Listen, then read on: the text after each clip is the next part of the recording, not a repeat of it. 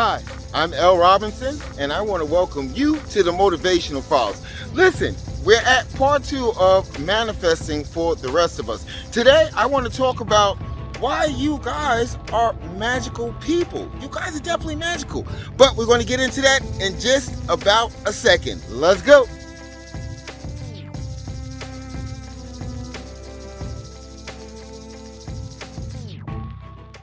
So, as I said before, I'm L. Robinson. I'm the author of Have a Cell Life Positive Thoughts for an Effed Up World.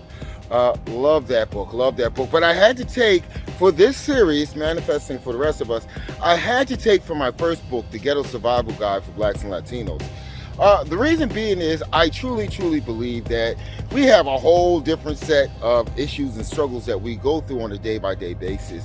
However, manifestation or manifesting your greatest, deepest desires is a sport for everyone. There are those that will tell you, no, it's not, but I'm telling you that it is. Now, what we need to talk about is the fact that we've been manifesting stuff all of our lives. Believe it or not, we have what you focus on is what you get 9 times out of 10. And with that being said, you gotta realize that you're a magical person. Believe it or not, you're very magical. Let's look at what magic is all about. It's about someone that spends years practicing their craft, whether it's a witch, a warlock, or a wizard. Okay, they truly believe that their craft works. Very important. They believe that their craft works. And sometimes they use different tools and different words to make the result that they are trying to reach happen. Don't we do that every day? Believe it or not? You know, you've got to begin to have fun with it, okay? Just make believe that you are a magical creature and that you, due to your practice and due to your studying, that you can make anything manifest in your life. Throw in a couple of words, throw in a phrase, throw in something that you repeat over and over again. Isn't that what witches, warlocks, and wizards do? At least in the stories, in the movies. You know, you can do that. And I'm going to tell you the reason why this works, okay? Because what you focus on is what you get. And I think the people, the practitioners of magic and witchcraft and wizardry and all that stuff understood this. Yeah, they threw in a lot of extra stuff like Eye of Newt and Powder of Frog and all of this other stuff, but the concept is still the same. They focused on the desired result. You can do that too. Now, the first clip I talked about meditation and prayer. You can actually incorporate meditation and prayer and use your quote-unquote magical words to make those things appear and manifest. How do I mean? Well, first of all, you can't just use any wishy-washy word. You can't just use cat, and say, I have cat. You can't do that. What you have to do is you have to make your word or your phrase match up with your intentions, what you are truly trying to manifest. Case in point, $1 million will come to me. $1 million will come to me. $1 million will come to me. What's wrong with that? What you're doing is you're reinforcing in your mind what your expectations are. And if you do this constantly and consistently, just like the practitioners of magic, those witches and warlocks and wizards, okay? If you use this constantly, what do you think is going to happen? Your mind is now focused on this. You are now definitely focused on creating something. And that is where creation all begins in this universe, by you focusing on it. Now, another part to this is, and this is why when we look at the legends and the stories about witches and warlocks and wizards and all, they usually have this place of silence or stillness or peace where they actually practice their craft. What's wrong with that? Why can't you find some place within your house, within your home, within your car, where you can actually just focus and concentrate? Yes, day by day life sometimes gets hectic.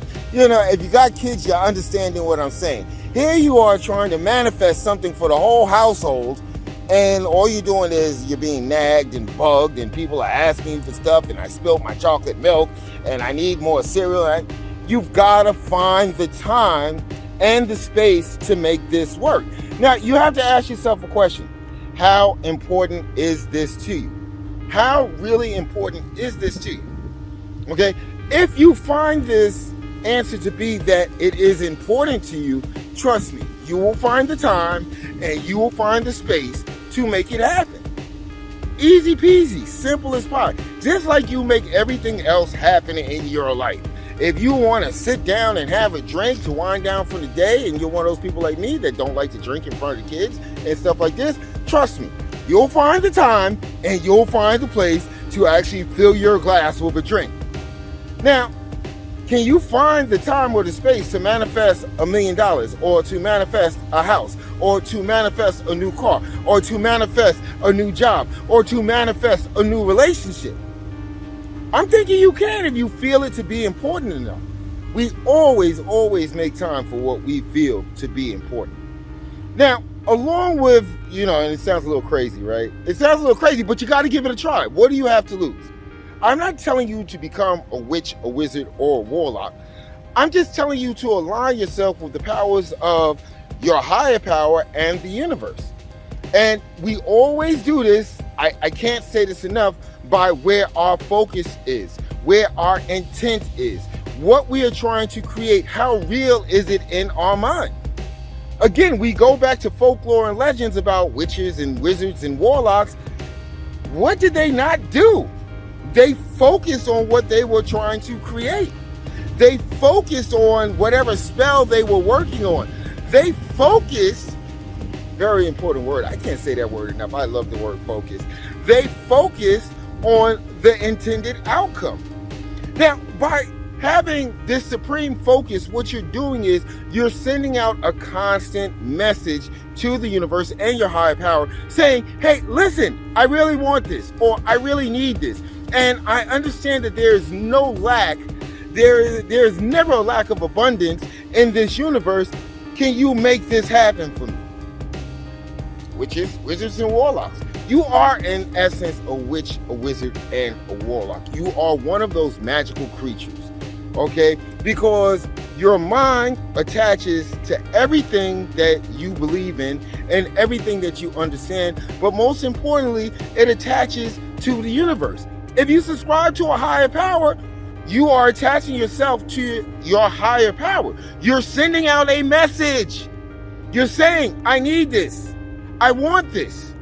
You can make this happen. In reality, you're saying you can make this happen by just following a few of these rules. Okay? Go ahead and set up that magical phrase. That phrase that is in line with what you are asking for. Go ahead and set up those magical words, that spell that you're creating. Okay? And sit down. Really have fun with it. Say it over and over and over again. Is that not what the witches, wizards, and warlocks of legend did all the time? They would repeat a spell over and over and over. I mean, come on, you watch the movies, you know what I'm talking about. And they'd say it over and over again. And if the spell did not come out right, they would say it again and again and again. Wow. Is that not manifesting your truest desires? Were people of these legends onto something that we're not onto? Give it a try. What do you have to lose? But the important question is, what do you have to gain? That's always the important question to me. Whenever I embark on something new, that's the first thing I ask myself. What is the return on investment? If I take the chance to lose absolutely nothing, but I take a greater chance to actually gain much more than I had when I began the process, more than likely, I'm going to give it a shot. I'm going to give it a try. I'm going to make it work. I suggest that you do the same thing. Really.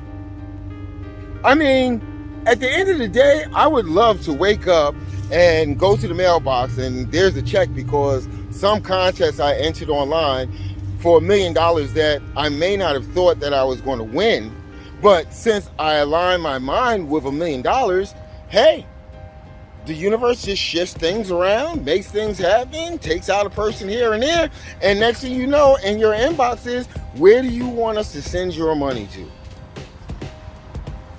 You know, you've got to give this a try. And this is why I have worked so hard to tweak the process to make it fit for the rest of us. Yeah, I'm using stuff out of movies and books that I read when I was a kid. Yeah, I'm doing all that stuff. Yeah, why not? Why not?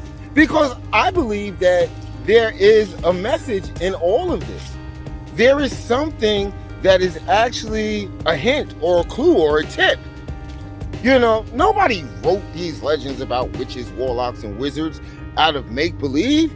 There were people out there manifesting their greatest desires. There were people out there making it happen. And I think that you have the capability as a sentient being on this planet to do the same thing. To do the same thing. Give it a try. Listen, I try to make these brief, okay? But I'm going to take a quick break. Probably put up an ad for my book like I always do. Go ahead and get that book. But here's the deal.